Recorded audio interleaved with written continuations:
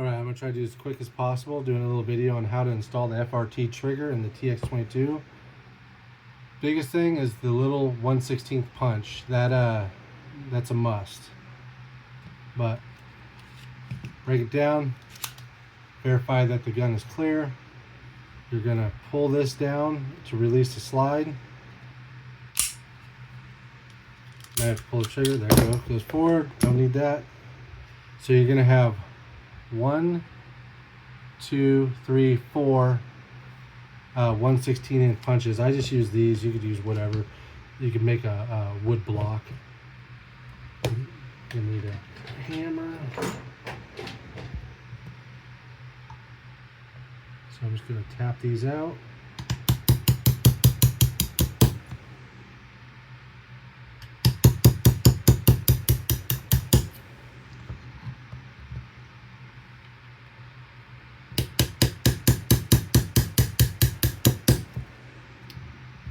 So just 1, 2, 3, and there's the one more on the back here.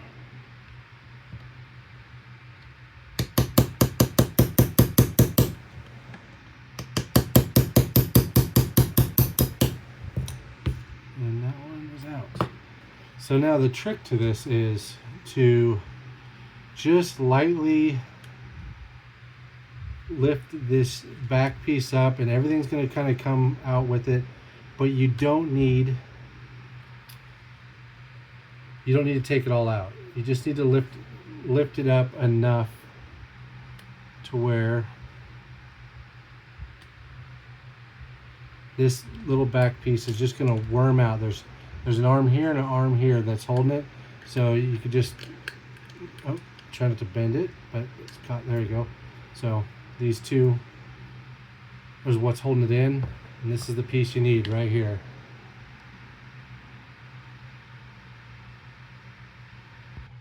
So now that you have this back section out, you're gonna have to take these safety selector levers off, and you're just gonna want to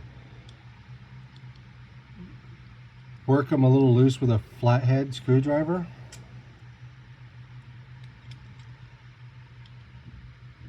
They're kind of in there, but they'll just drop out on you all of a sudden. Come on.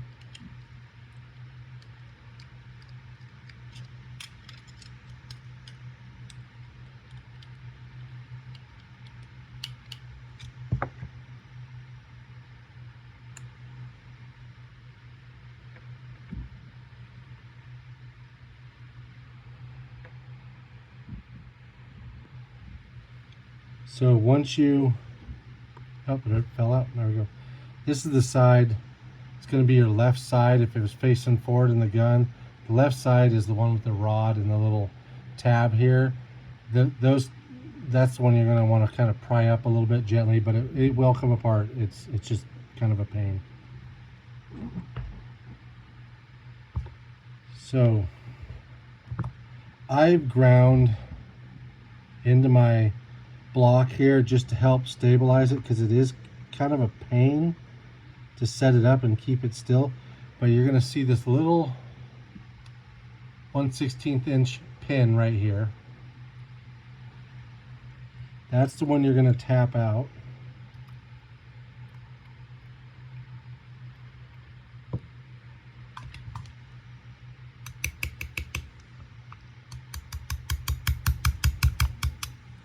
And it's out.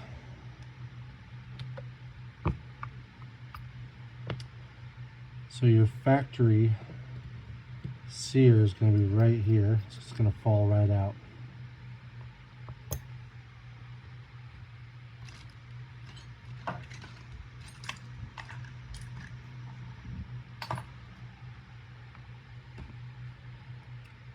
You're going to, there it is.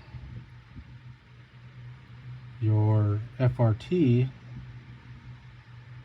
going to drop right in. So here's where the pin goes in, here's where the hole is. It's going to drop right in like this.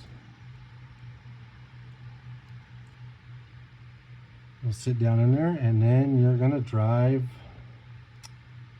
that pin back through. This is where that notch cutout comes into play, because trying to get this thing to line up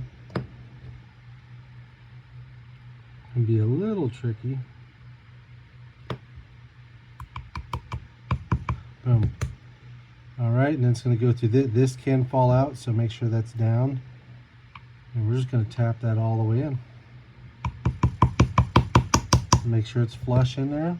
It's in. So it pops up. All right, and then everything's just going to be kind of in reverse. So if you do pop this piece all the way out, there's a spring that goes in between the frame and the lever to release the slide.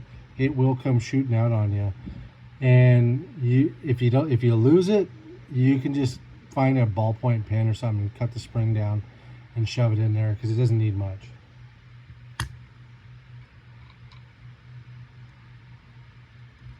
So I'm going to set that lever back in there, and then the other side right here.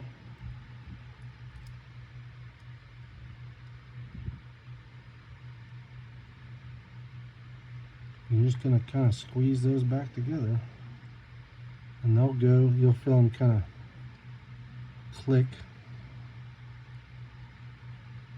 maybe.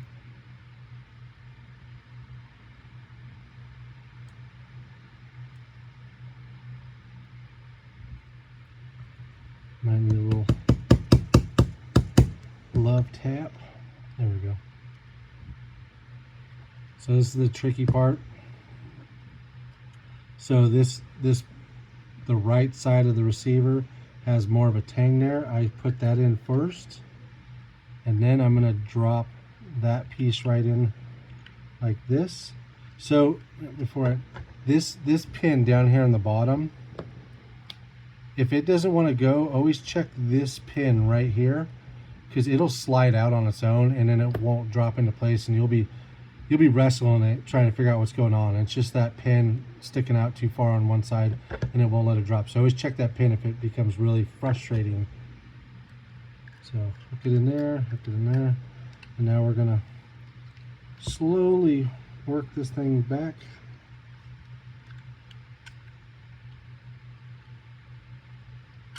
Oop.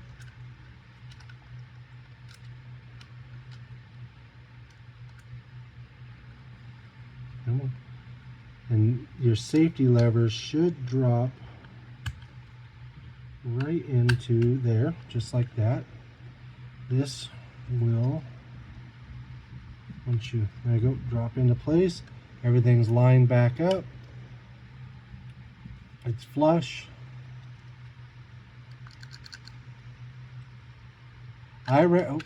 If you pull the trigger, make sure you're holding everything down, because it'll push it back up. So I recommend, if you're savvy with the Dremel, to polish that FRT sear there real good. The smoother it is, the better it works. So now we're just going to drive these pins back in.